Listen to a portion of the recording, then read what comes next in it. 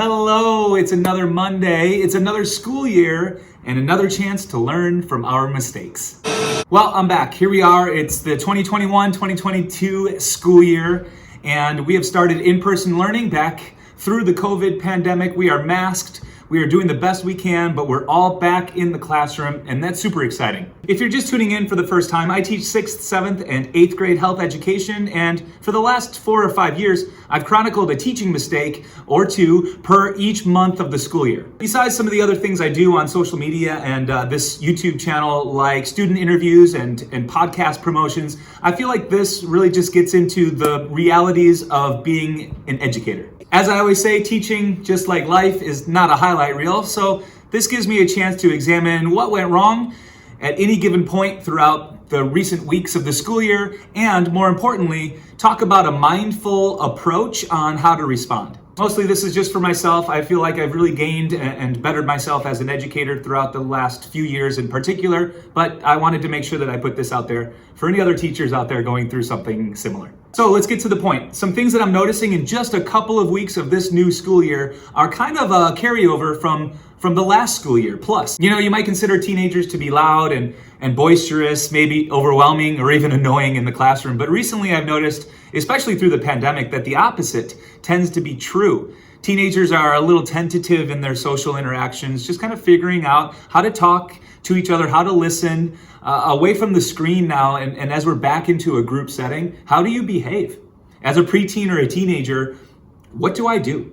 As adults, we might be hypercritical of this in young people. And as a teacher, I'm as guilty as anyone out there, pushing for our students to act normally, whatever, normal interaction is or was. And so as I started the school year, I remember a lot of things from the last school year. I need to back up, slow down a little bit, and just listen. Listen to the students, feel out the room, get a feel for what's happening in the classroom, what's going on in each activity, and maybe not be so confrontational, maybe not be so in their face as much about talking, about actually engaging and interacting in a lesson. One thing that I'm proud to say that I've been pretty good at doing here as we start the new school year is self-reflecting, backing up a little bit and realizing when not to push students too far out of their comfort zone, and honestly just to work with them, to work together. So my mindful tip for this month is exactly that: work together. That might sound a little corny or cheesy, we're all in this together, but it's true. I want to listen to my students. I want to have patience with them.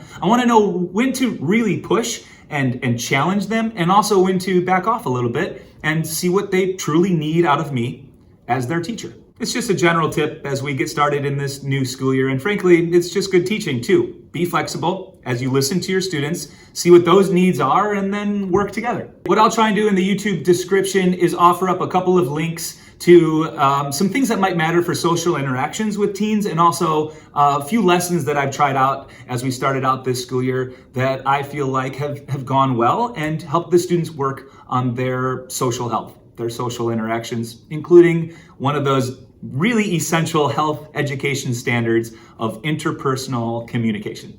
Be sure to check those out right after watching.